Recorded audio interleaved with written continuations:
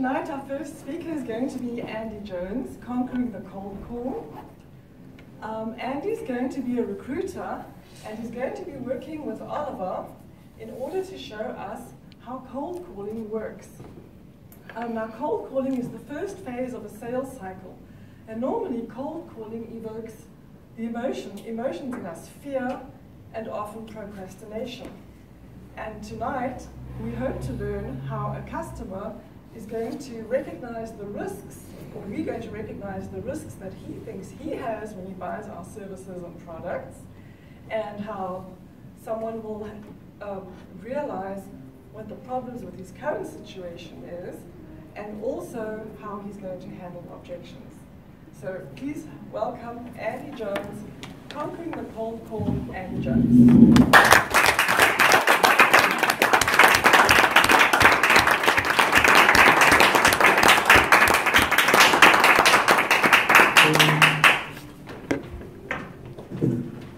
Just a quick word by way of correction, Mr. Timer.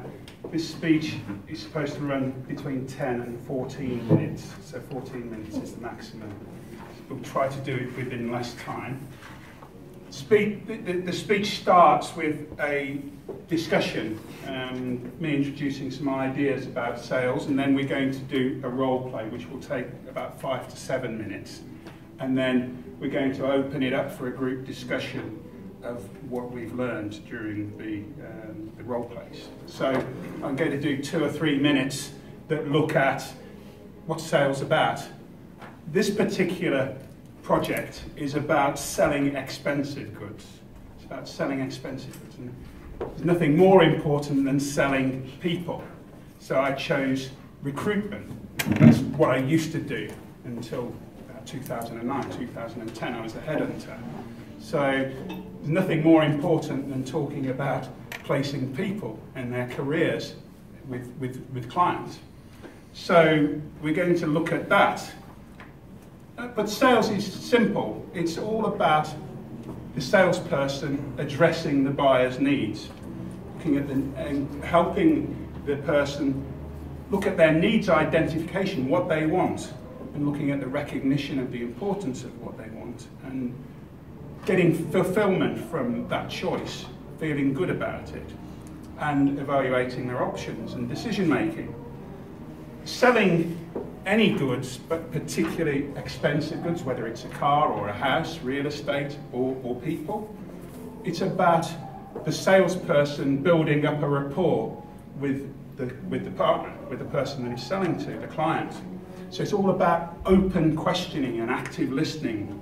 It's all about making the person feel that you're listening to them and helping them to solve a problem, rather than just giving them a stock answer. This is my product, this is what you need. It's about helping them to establish what they need. And then it's also about obtaining commitment from the person.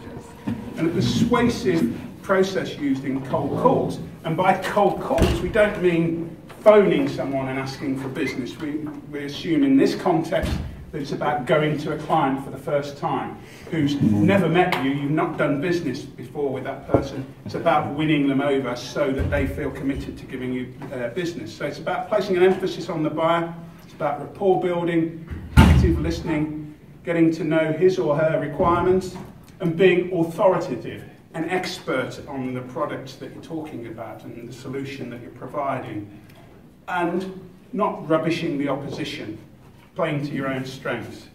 So in this context, what we're going to do now, we're going to look at a role play. Oliver's kindly offered to step in, and he's going to be the CFO of a building products business. And he's just new to his role in this company. He's new to the area, so he doesn't have relationships with recruiters in the area. And I'm going to see him thinking that this is a first meeting. It's not about business, it's about getting to know him with a view to business. He may have business, but I don't know that. So we're now going to go through that process. So let's have a hand for Oliver.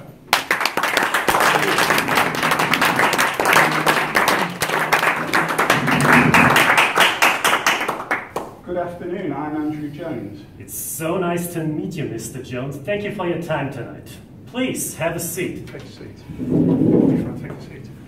So, well, I've not dealt with your business before. I've tried to deal with your business, but your predecessor wasn't particularly open to discussions with people like myself. This is so bad to hear. I really have to excuse myself for my predecessor, but now I'm glad that you're here because, as you might have known, our company has acquired some new businesses and we're trying to get more of a hold in our market niche. Yeah, of course. I had been reading the press and of course the timing of my call coincided with your arrival and also knowing about the acquisitions that you're going through. What I'd suggest is that, I mean, I can tell you about myself and my business, but first of all, I'd really like you to tell me about your experience with recruiters and your view of the situation in terms of the business that you've come into and where it's at and what you're looking to, maybe to achieve as you go on. All right, obviously. Well, I have an issue to begin with, and that issue is, again, I'm new to the area and I don't know you nor do I know your company. So what I'm looking for exclusively is that I want experienced people. I want to have an experienced recruiting firm that I can trust, that my money is well spent, and that you give me the right people I'm looking for. Okay. Yeah, and is there anything in terms of your business that I should know in terms of the way what's on the horizons? I see. So, well, we want to grow in the most basic term, and I have a special agenda, if I can be frank with you. Yeah. My agenda is that we put the finance team out of the back office more to the front of the business, that the finance team is actively constructing our growth plan. Right, so I suggest, I take from what you're saying that might suggest that there needs to be a bit of a realignment in the team's skills. Yes, we need rather more horsepower, we need more manpower, and we need the right people. We need highly expert teams here in our area, here in our company. Yeah, so you're looking more at people who are not just number crunchers, and you're looking for the people who can do frontline advising the business, advising the marketing and the sales function. Exactly. Yeah, and as a counter question, if I may, what kind of network do you have? Okay, well, I've been in the market for, I've been recruiting for around 20 years around this market. I see. And I do have relationships built up over that time. I tried to develop a relationship with your predecessor, but he wasn't really forthcoming. I see. But certainly what that means is that I have, over a period of time, built relationships with other companies in building products, for example, and in the construction sector. And certainly that's given me quite a deep understanding of the market.